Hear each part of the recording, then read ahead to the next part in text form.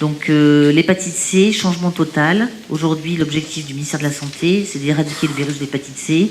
Avant 2025, l'OMS s'est fixé 2030. En France, on a dit 2025, éradication. Pourquoi? Parce que c'est envisageable, parce qu'on a des méthodes de diagnostic simples, des traitements très efficaces, c'est la grande révolution. Mais le problème est bien sûr d'intensifier le dépistage, parce qu'on ne peut pas traiter si on n'est pas dépisté. Alors, où sont les patients? Ils sont aujourd'hui, ils sont plus chez les patients transfusés, ils ont quasiment tous été dépistés. Ils sont essentiellement chez les usagers de drogue, en particulier les usagers actifs. Donc, dans cette diapositive, essentiellement, retenez que chez les usagers actifs de drogue, on a 46% qui sont virémiques, et que toutes les études qui ont été réalisées ont montré que les niches qui restaient à traiter étaient essentiellement dans les CARUD, les XAPA, les populations carcérales et chez les migrants également. Donc ce cas clinique, un patient de 35 ans qui vient pour une journée de dépistage au XAPA, qui associe des tests rapides d'orientation diagnostique, un fibroscan avec présence d'une infirmière et d'un gynécologue. Il est injecteur actif, il souhaite une prise en charge par traitement de substitution, il est tabagique également, un peu d'alcool, il est phobique des hôpitaux, il a été dépisté autrefois par son médecin traitant avec présence de virus, mais à la consultation spécialiste, il était proposé interféron péguiléribavirine avec beaucoup d'effets secondaires. Il avait alors refusé. Il est vacciné contre l'hépatite B. Il accepte le fibroscan, mais pas les TROD. Son fibroscan est à 6,7 kPa. Alors, question, cela vous surprend-il?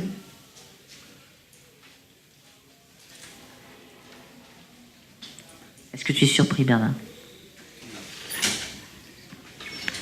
Donc en fait, pas trop, ça ne nous surprend pas trop. D'abord, les patients souvent qui étaient dépistés pour le VHC dans cette population refusaient les traitements. Ils étaient souvent stigmatisés aussi par le monde médical, et donc c'était compliqué. On exigeait d'eux qu'ils soient plus injecteurs actifs et qu'ils aient plus de consommation d'alcool, qui était encore plus compliqué. Et finalement, ils restaient virémiques, et donc ils restent actifs pour le virus de l'hépatite C. Il est jeune, donc c'est normal qu'il n'ait pas un fibroscan hyper élevé. Voilà. Donc l'acceptabilité du fibroscan est très grande chez cette population. La majorité des patients dans cette étude, vous voyez, de 253 usagers actifs préféraient le fibroscan, de 66 à 80% après l'avoir testé. Et donc en général, ils préfèrent avoir un fibroscan que d'avoir une prise de sang. Donc il faut oublier le fibrotest chez eux ou le fibromètre. Donc à Limoges, nous, on a une expérience qui est réalisée, on fait au CARUD et au XAPA, où on fait des tests rapides d'orientation diagnostique et fibroscan. L'acceptabilité du fibroscan, elle est quasi de 100%. Les patients, en général, acceptent volontiers d'avoir un fibroscan et sont plus réticents pour les bilans sanguins. Donc ce patient, finalement, après négociation, il a eu son fibroscan, il accepte finalement le TROD parce qu'il a eu un bon contact avec l'infirmière. Et il fait un TROD VHC, VHB et VIH. Il est VHC positif, vous en doutiez, puisqu'il était connu comme ayant l'hépatite C. Finalement, vous arrivez à le convaincre d'avoir une prise de sang, il refuse. Est-ce un obstacle définitif au traitement? Vous n'aurez ni génotype ni virémie pour le traiter. Alors les questions, je confirme la séropositivité et la PCR par buvard. Je donne une ordonnance au patient pour qu'il aille faire un prélèvement sanguin. Et je lui donne ensuite un rendez-vous au centre de référence hospitalier. Je n'envisage pas de traitement car il est usager actif. Il n'a pas de fibrose significative, il est à 6,5 kPa. En cas de traitement, il faudra de toute façon que je l'envoie au centre de référence. Je l'oriente le patient vers l'addictologue pour une substitution et une prévention des risques. Alors, je ne vous ai pas laissé le temps de réfléchir. Qu'est-ce que vous répondez? Est-ce que vous proposez éventuellement le buvard pour confirmer? Oui. Ça peut être une bonne solution, si on l'a à disposition, parce que ce n'est pas encore répandu dans tous les XAPA. Est-ce que vous allez l'envoyer vers le centre de référence hospitalier, forcément? Non. Maintenant, c'est plus du tout la politique actuelle, c'est de traiter les patients là où ils sont. C'est pas de les envoyer vers les CHU, mais c'est plutôt d'aller vers eux, c'est-à-dire de sortir de nos murs pour aller les traiter. Est-ce que vous n'allez pas le traiter parce qu'il est usager actif? Non. Aujourd'hui, c'est plus du tout une contre-indication, ni d'avoir un alcoolisme, ni d'être usager actif.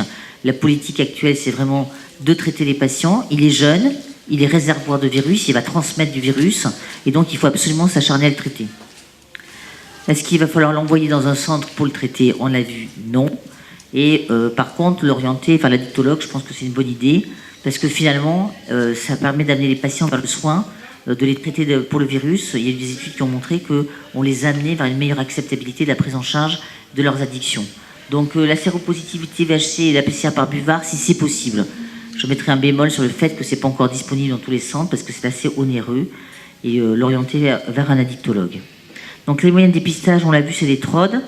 Ça, c'est 12 € en général pour le VHC, mais maintenant on fait des TROD qui sont VHC, VHB, VIH. Le fibroscan, c'est fondamental dans la prise en charge de ce type de patient. C'est un outil motivationnel pour l'alcool, pour le virus, et en plus, ça permet de suivre les patients, et ils aiment beaucoup. Et puis il y a les nouveaux tests moléculaires là, qui sont en fait sur buvard et qui permettent d'avoir des PCR et d'avoir un diagnostic donc, de certitude sur la virémie. Mais ça, c'est encore confidentiel parce que c'est assez onéreux. Donc en pratique, il faut dépister la fibrose et dépister la virémie pour effectivement pouvoir avoir le diagnostic d'hépatite active. Donc les TROD, on va aller rapidement. Il y a plusieurs TROD en général. C'est ou dans le sang comme un dextro ou alors salivaire et c'est très sensible.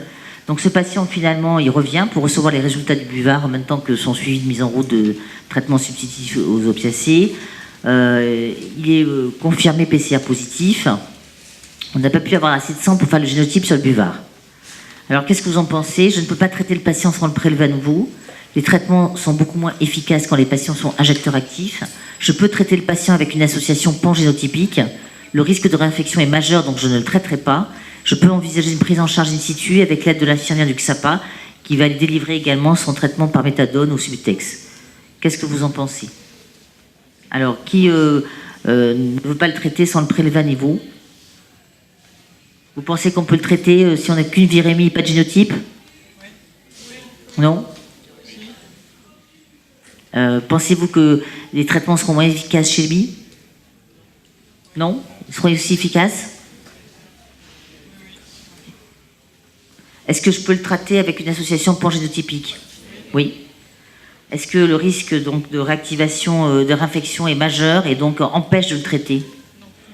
Non. Il existe. Il ne faut pas le nier. Ce sont des gens qui ont des conduites à risque. On le sait.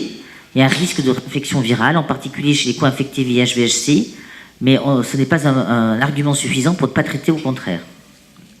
Et donc, est-ce que je peux envisager une prise en charge? Oui. Donc on peut dire que oui, je peux le traiter avec une association pangénotypique et j'aurai pas besoin de refaire un prélèvement sanguin parce que j'ai pas besoin du génotype, puisque j'ai des traitements efficaces. Et oui, je peux l'envisager une prise en charge in situ, j'ai pas besoin de l'envoyer dans le CHU. Donc il faut dépister la fibrose, dépister avec le fibroscan, dépister la virémie avec les outils dont on peut disposer, et puis définir le génotype. Pas forcément, on a des traitements tellement efficaces que le génotype, chez un patient naïf comme ça, qui n'a jamais été pré-traité, on n'a pas forcément besoin de le déterminer. Donc il est très efficace, vous le voyez, avec des scores qui atteignent entre 96 et 98% chez les usagers, que ce soit pour les traitements de MSD, de AbbVie ou de Gilead. Et après le traitement, on vérifiera la guérison virologique. En général, maintenant, dans les recommandations, c'est S12. On fait une PCR à S12 pour vérifier l'efficacité thérapeutique, pour dire s'il est guéri ou pas. On n'a plus besoin de faire de PCR pendant le traitement. Et souvent, maintenant, pendant le traitement, c'est l'infirmière qui va suivre le patient. C'est-à-dire que vous n'avez pas forcément l'obligation de voir le patient tous les mois. Vous faites une ordonnance pour 2 mois ou 3 mois, et c'est l'infirmière d'ETP qui va suivre le malade. Donc il faudra continuer l'éducation pour les risques, et réduire la prise de risque, et prendre en charge ces comorbidités éventuellement. Donc ici, après le traitement, le risque de réinfection à 5 ans, chez les usagers actifs ou patients incarcérés, il était de 10,67%. Chez les patients co-infectés, il est de 15%. Donc il est vraiment élevé dans cette population-là. Il est plutôt faible chez les malades qui sont dans un projet thérapeutique et sous traitement de substitution. En général, on recommande de faire une PCR une fois par an chez les patients, même s'ils ont été guéris. Donc c'est le treatment as prevention, c'est-à-dire qu'on traite et on pense que les traités effectivement prévient après le risque de réinfection. Donc ici, l'impact de l'introduction des nouvelles stratégies, ça a modifié complètement la prise en charge des malades. Et donc nous, on a un projet Limousin qui s'appelle Scanvir, où effectivement, on va au-devant des malades pour les dépister. Donc c'est une prise en charge dans un parcours simplifié chez les malades qui n'ont pas de co-infection, qui n'ont pas d'insuffisance rénale, qui n'ont pas de comorbidité mal contrôlée, qui n'ont pas de maladie hépatique sévère et qui n'ont pas eu de traitement antérieur, c'est-à-dire qu'ils sont naïfs de traitement. Et là, chez ces patients-là, si votre malade il n'a pas de fibroscan supérieur à 10 kPa ou de fibrotest élevé, vous allez pouvoir les prendre en charge de façon simplifiée. Pas de RCP et un traitement pangénotypique, Epclusa, 12 semaines, 1 comprimé par jour, ou Mavirette, 3 comprimés par jour, 8 semaines, avec une PCR à 3 mois après l'arrêt du traitement. Donc après, si par contre votre malade a des antécédents de traitement, qu'il est co-infecté, qu'il a une insuffisance rénale sévère, qu'il a des comorbidités associées, et qui consomme de l'alcool et qu'il a un fibroscan qui est supérieur à 10, il faudra le mettre dans un parcours spécialisé, et là, les choses seront différentes. En tout cas, vous avez aussi la possibilité, si vous ne voulez pas être dans les traitements pangénotypiques, de proposer un traitement qui est le Zépatière, que vous donnez chez les patients qui sont génotype 1B, et qui vont vous donner en général de 8 ou 12 semaines. Bref, on va écrire sur une ordonnance bizone le traitement, et dans un parcours simplifié, vous pourrez avoir le traitement en pharmacie de ville. Ça, c'est tout nouveau aussi. Plus besoin d'aller à la pharmacie d'hôpital, il suffit d'appeler votre pharmacie de ville, et en 24 heures, ils peuvent le commander. Donc ça, c'est un point très important. Les interactions médicamenteuses, il y a toujours le site Drug Interaction. Faites attention aux IPP. En général, il faut les prendre 4 heures avant la prise du traitement antiviral. Donc je ne sais pas si on aura le temps de faire le deuxième cas clinique. Tu penses qu'on a le temps? Ou pas? 2 minutes. On va aller très vite. Donc celui-ci, c'est une patiente qui est plus compliquée, qui est dans un parcours spécialisé. Elle est insuffisante rénale chronique, diabétique néphropathie, antécédent d'infarctus du myocarde, hypertendu. C'est un homme, pardon, il a 61 ans. La séropositivité est connue. Il est G1B, jamais traité. VIH négatif. Fibroscan 16,6 kPa. Pas de signe d'hypertension portale. Un traitement associé. Il est adressé pour prise en charge thérapeutique. Question. Je suis spécialiste. Je peux prescrire directement son traitement à ce patient sans RCP. Je ne peux le prescrire que des associations pangénotypiques dans cette circonstance. Je peux prescrire un traitement Epclusa 12 semaines après avoir vérifié les interactions médicamenteuses. Je peux prescrire un traitement Mavirette 12 semaines après avoir vérifié les interactions. Je ne peux prescrire un traitement Zépatière, Grazoprevir, Elbasvir 12 semaines après avoir vérifié les interactions. Qu'est-ce que vous en pensez? On est dans le cas en fait d'un parcours complexe. En fait, ce patient a une insuffisance rénale chronique et donc on est dans un parcours qui n'est plus simplifié mais qui est plus compliqué. Donc on doit regarder ces interactions médicamenteuses et bien sûr on va devoir choisir le traitement qui est spécifique de l'insuffisance rénale chronique. Donc c'est une prise en charge dans un parcours spécialisé. Il faut l'avis d'une RCP dans les cas complexes, co-infection, insuffisance rénale, cirrhose décompensée, transplantée, carcinome hépatocellulaire, projet de greffe ou échec d'un traitement précédent par agent antiviral direct.